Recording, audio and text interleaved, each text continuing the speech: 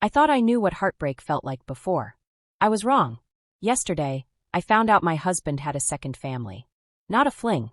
Not a random affair. A whole second family. Another wife. Another house. 2 kids. My hands were shaking as I stared at the photos. The ones I never should have seen. The ones I wouldn't have believed if they hadn't been sent directly to my phone. There he was, Daniel, my husband of 12 years, the man I trusted more than anyone in the world. But in these photos he wasn't with me. He was standing on a beach, holding hands with another woman.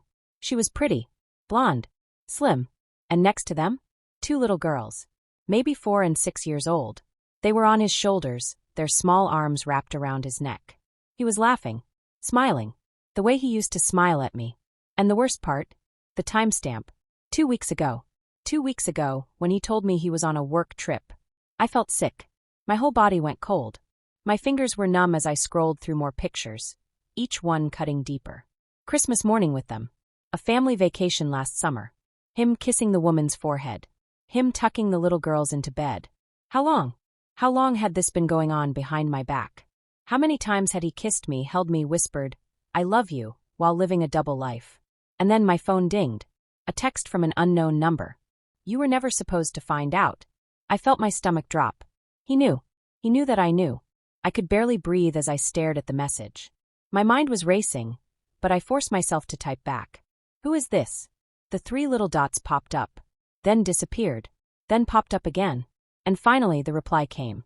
"I'm sorry. I'll explain everything. Just please don't leave me." I almost dropped the phone. I was expecting an excuse, a lie, maybe even anger. But this? Begging? I had no idea what to say. My heart was hammering so hard I could hear it in my ears.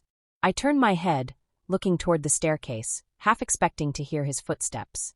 But no, Daniel wasn't home. He wouldn't be back for another 3 days. Or at least that's what he thought. I needed answers. So, I did something I never imagined I would do. I grabbed my keys, got in my car, and started driving. To her house. The drive felt like a dream. My knuckles were white against the steering wheel. Every red light felt like torture. My brain kept screaming at me to turn around, to go home, to pretend I never saw those photos. But I couldn't. I wasn't just hurt. I wasn't just angry. I needed to know the truth. I pulled up to the address from the photo. A neat little blue house with white shutters. The kind of place you raise a family in. His other family. The lights were on inside. I could see shadows moving behind the curtains. My chest felt tight. Was he there right now? Would I walk up to that door and see my husband sitting on their couch, holding one of those little girls in his arms? I wanted to throw up, but I forced myself out of the car, my legs shaking as I walked up to the front door. My hands were ice cold as I raised my fist and knock, knock, knock. Silence. Then footsteps.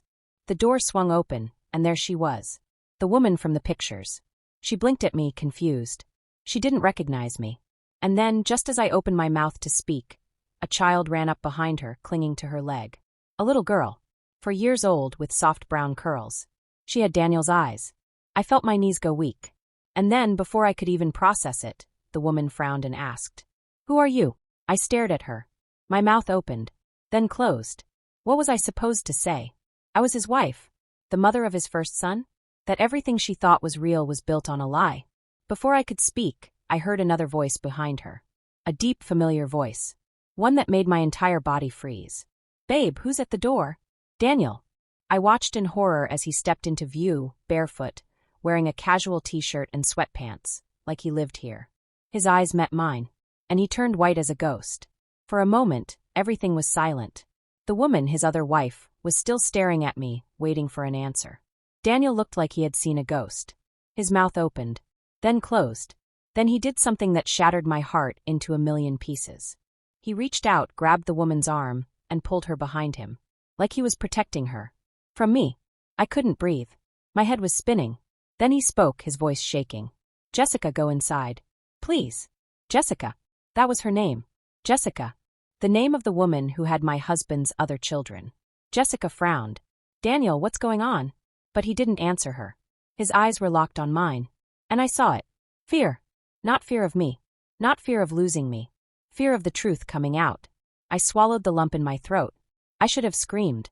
I should have torn him apart right there on that doorstep. But instead, I took a slow step forward, my voice barely above a whisper. How long? Daniel's jaw clenched. Please. Let's talk somewhere else. How long? I repeated. Jessica's eyes darted between us. Daniel? He sucked in a sharp breath, running a hand through his hair. Then he said it. The words that destroyed me. 7 years. 7 years. I staggered back like I had been hit. That was when I realized the truth. He didn't just cheat. He had 2 entire lives. 2 homes. 2 marriages. 2 families. For 7 years. Everything I thought I knew, our wedding, our son, our life together, had all been a lie. And then, before I could even process it, he said something even worse. Something that made my blood turn ice cold. Something I will never, ever forget. I can explain, he whispered. This isn't what you think. I stared at him, my heart pounding so hard I could hear it in my ears. 7 years. For 7 years, Daniel had been lying to me. He had been playing house with her while coming home to me. 2 wives. 2 families. 2 different lives. And now, as I stood frozen on her doorstep, Daniel was looking at me with that same pleading expression. The one he used whenever he got caught in a lie but thought he could smooth it over. Not this time. Jessica, his other wife, was still standing there, confusion written all over her face. Daniel, she said, a nervous edge creeping into her voice. What does she mean? What's going on? He glanced back at her, then at me. His Adam's apple bobbed as he swallowed hard. Then he stepped outside, shutting the door behind him. Like he was afraid I would tell her the truth. I let out a hollow laugh. What, you don't want me ruining your perfect little fantasy? I spat. His eyes flashed with panic. Please just. No, you don't get to tell me to just anything. I cut him off. My voice was shaking, but I didn't care. You had a second family, Daniel. A whole wife and kids. Do you have any idea what this is doing to me? He exhaled sharply, running a hand down his face. It's not what you think. I laughed again, this time bitter. Oh, so you're going to tell me I imagined those pictures? That you weren't standing on a beach with your other children? His jaw tightened. Jessica's muffled voice drifted from behind the door. Daniel, who is she? Should I call someone? I took a step closer, my eyes burning into his. You need to tell her. Right now. He shook his head. No, not like this. My stomach twisted. Oh my God, she doesn't know either, does she? The silence was my answer. Of course she didn't know. For 7 years, Daniel had been feeding her the same lies. The work trips. The late meetings. The excuses. I turned back toward the door, my hand reaching for the handle. If he wasn't going to tell her, I would. But before I could touch it, Daniel grabbed my wrist. Wait, he hissed. Not here. Not like this. I wrenched my hand away. Let me go. His face twisted with frustration. Please, he begged, his voice breaking. Just let me explain before you say anything to her. I took a shaky breath. Fine. You have 1 chance, Daniel. 1. If you lie to me, I'm walking back in there and telling her everything. His shoulders sagged with relief, but I wasn't done. And then I'm going home and telling our son why his father is a fraud. Daniel flinched. Good. I crossed my arms. Start talking. And then, Daniel said something I never expected. I didn't mean for it to turn into this. I blinked. Excuse me? He let out a long, shuddering breath, looking down at his hands. I met Jessica at a time when things were bad between us. My mouth fell open.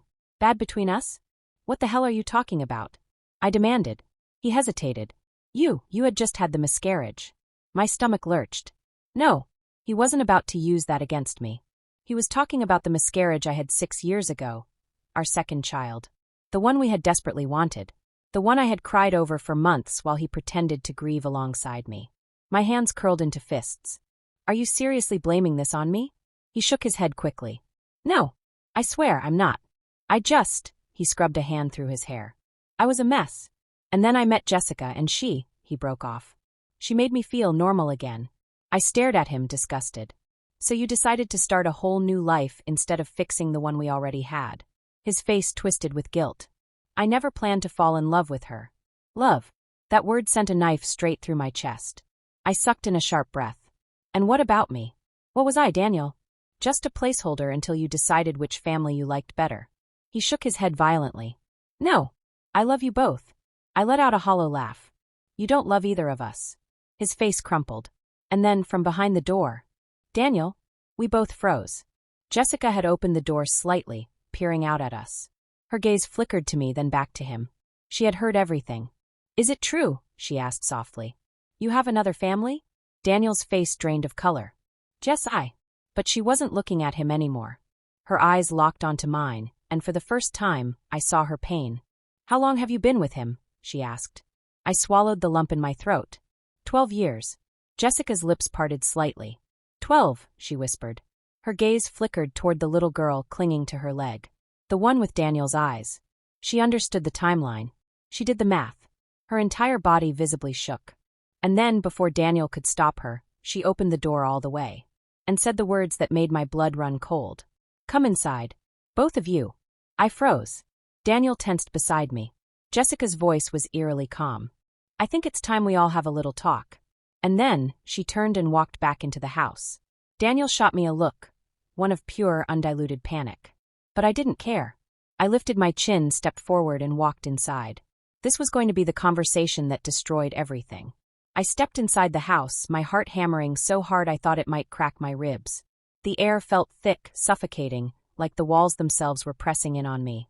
Jessica led the way, her back straight, her hands trembling slightly at her sides. She didn't say a word. Daniel followed behind me, his footsteps hesitant. He was like a man walking toward his own execution. Good. The living room was warm and cozy. A few children's toys were scattered on the floor. A family portrait hung over the fireplace. Daniel, Jessica, and their 2 little girls, smiling like they had the perfect life. Like I didn't exist. Jessica turned, folding her arms over her chest. Her face was pale, but her eyes, burned with fury. She pointed to the couch. Sit. Daniel hesitated. Jess, maybe we should. I said sit. He swallowed and sat down. I took the chair across from them, my hands gripping my knees so hard they hurt. Jessica exhaled slowly, as if trying to keep herself from shattering. Then she turned to me. 12 years, she asked again. I nodded. She pressed her lips together, shaking her head in disbelief. I've been married to him for 7. The numbers made my stomach twist. 7 years of my life stolen. 7 years of my son's life spent with a father who had been living a double life. Jessica turned to Daniel. Did you ever plan to tell me? Daniel looked away. I don't know. Her laugh was bitter. You don't know. Silence stretched between us. Then she took a deep breath and asked the question I was too afraid to ask. Who are we to you, Daniel? He flinched. Tell the truth, she cut in, her voice sharp. He scrubbed a hand over his face. When he finally spoke, his voice was small. I didn't want to lose either of you. I sucked in a breath. Jessica's face crumpled. So what? You thought you could have 2 wives? 2 lives? And what happens when the girls grow up? When they start asking questions? Were you just going to lie to them too? Daniel shook his head. I don't know, okay? I was selfish. His voice cracked. I love both of you. I love my kids. I didn't want to hurt anyone. I let out a short, humorless laugh. Well, congratulations, Daniel. You did the exact opposite of that. His shoulders slumped. Jessica looked down at her hands. Her wedding ring caught the light. Her fingers curled into fists. Then she turned back to me. Did you know about us? I shook my head. Not until today. She nodded slowly, absorbing that. Then she whispered something that made my throat close up. I feel like my whole life just disappeared. I did too. Jessica let out a shaky breath and turned back to Daniel. I want to hear it all, she said. Every single detail. How did this even start? Daniel swallowed hard. His hands were shaking. But he knew he was trapped. So he finally started talking. He met Jessica 8 years ago, when I was going through one of the worst times in my life. I didn't mean for it to happen, he said, his voice hoarse. We met at a coffee shop. She was a regular there. We started talking. Jessica's hands were shaking. I was your coffee shop girl? She whispered, horrified. Daniel looked at her, but he didn't answer. He looked back at me. You were in so much pain after the miscarriage, he said softly. I didn't know how to help you. And he hesitated. I felt like I was drowning too. But I couldn't tell you because I thought I had to be strong for you. My stomach twisted. He was really trying to turn this into my fault. Jessica let out a breathless laugh. So you just what? Started dating me while you were still with her? Daniel closed his eyes for a second. At first, I told myself it was harmless. Just talking. Just someone to distract me from everything I was feeling. I felt sick. And then? I asked. He hesitated. And then it became more. Jessica's face crumpled. I couldn't stop myself. And when did you decide to marry her? Daniel looked broken. I didn't plan to, he admitted. But when Jessica got pregnant, a strangled noise escaped her throat. You married me because I got pregnant? His silence was answer enough. I watched her world collapse in real time. I knew exactly how she felt because I was feeling the same thing. The man we had trusted, the father of our children, had been lying to us for years. Jessica let out a small, shaking breath. I thought you were the love of my life. Daniel looked like he wanted to die. I love you, Jess. But she shook her head. No, you don't. You don't love either of us. Because if you did, you never would have done this. A tear slipped down her cheek, and she wiped it away furiously. I suddenly realized I was crying too. For everything we had lost. For everything we had never really had. And then, just when I thought this couldn't get worse, Jessica stood up. Her face was white as a sheet. Her voice was barely above a whisper. Get out, Daniel. Daniel's head snapped up. Wait, Jess. I said get out. My breath hitched. Was she actually doing it? Jessica's hands were trembling, but her voice was steel. You don't get to be here anymore. You don't get to see your daughters. You don't get to pretend that everything is fine. You are a liar. A cheater. A coward. And I will never let my children grow up thinking that's what love is. Daniel looked destroyed. He turned to me like he expected me to back him up. I just stared. And then, I slowly stood up too. She's right, I said. My voice was quiet, but it didn't shake. Daniel's eyes darted between us, desperate. Please, he whispered. I'll fix this. You can't fix this, Jessica said. And for the first time ever, Daniel looked like he understood. He looked between his two wives. 2 women he had claimed to love. And for the first time in 7 years, he realized he had lost us both. Jessica pointed to the door. And just like that, Daniel stood up and walked away. The front door slammed shut behind him. And for the first time that night, it was just us. Jessica and me. The 2 women whose lives had just fallen apart. We stared at each other. And then she whispered, What do we do now? I had no idea. But we were about to find out. The house was silent. Daniel was gone. Jessica and I stood in the wreckage of our lives, staring at each other like strangers who had just survived the same car crash. I didn't know what to say. What could I say? We had both been played. Lied to. Humiliated. Jessica's hands were still shaking. She looked like she might collapse. Her whole life had just shattered in a matter of minutes. And mine had never been real to begin with. She finally broke the silence. I don't even know your name, she whispered. The absurdity of it nearly knocked the breath from my lungs. We were both married to the same man, had both built families with him, and yet we didn't even know each other's names. I swallowed. I'm Rachel. She let out a slow, shaky breath. I'm Jessica. I nodded as if I didn't already know. As if her name hadn't been carved into my brain the second I found out she existed. Jessica sank onto the couch, staring at the floor. I don't know what to do now. Neither did I. A part of me had spent the last few hours running on pure rage. On the adrenaline of betrayal. Of confrontation. But now that Daniel was gone, reality was starting to creep in. What was I supposed to do? Go home and pretend like my world hadn't just imploded? Look my son in the eyes and tell him that his father had been living a lie since before he was born? Jessica's voice was barely a whisper. I don't think I can do this alone. I turned to her. Her eyes were red and raw, her breath unsteady. This woman, this complete stranger, was the only other person in the world who truly understood what I was feeling. I sank into the chair across from her. You're not alone, I said softly. She let out a hollow laugh. It sure feels like it. And then, before I even knew what I was doing, I reached out and took her hand. She flinched at first. Then, slowly, her fingers curled around mine. And just like that, I realized something terrifying. We had been fighting over a man who was never worth fighting for. I left her house an hour later, my mind numb. When I got home, the house was dark. Quiet. I stood in the doorway, staring at the place where I had built my life. The pictures on the walls. The dishes in the sink. The shoes by the door. Everything looked the same, but nothing was the same anymore. I walked upstairs to my son's room. I stood in the doorway, watching him sleep. His small chest rising and falling. His hand curled under his cheek. I thought of Jessica's little girls. I thought of the way their tiny hands had wrapped around Daniel's shoulders in the pictures. The way they had his eyes. And suddenly my breath hitched. Because the truth was staring me in the face. He wasn't just my husband. He was their father. And no matter what I did, I could never erase that. I sank onto the edge of my son's bed, running a hand through his soft brown hair. Tears slipped down my cheeks. How was I supposed to tell him? How was I supposed to look into his little face and say, "Daddy isn't who you think he is"? I sat there for what felt like forever, listening to the sound of his breathing. And then, a knock at the front door. My stomach dropped. I stood up, my heart pounding, and walked down the stairs. Every step felt heavier than the last. I already knew who it was. I opened the door. Daniel. His eyes were bloodshot. His hands stuffed in his jacket pockets. He looked like a man who had just lost everything. Because he had. I should have slammed the door in his face.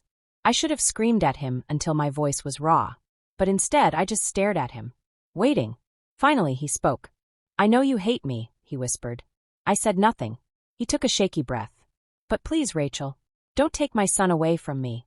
A cold, hollow silence stretched between us.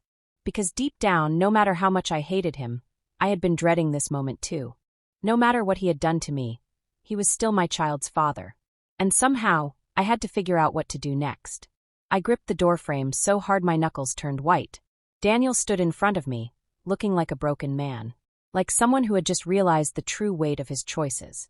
But I wasn't going to fall for it. I wasn't going to pity him. Not after everything. I stared at him, my heart pounding. "You want me to let you see our son?" My voice was quiet, but I knew he could hear the rage beneath it. Daniel swallowed hard. "Please," he whispered. I laughed, cold and sharp. "You lied to me for 7 years. You let me believe we had a real marriage while you played house with another family." My voice shook. "And now you're asking me for mercy?" He ran a hand through his hair, looking desperate. "I know I don't deserve it. He hesitated. "But he's my son, Rachel. And no matter what I did to you, I love him."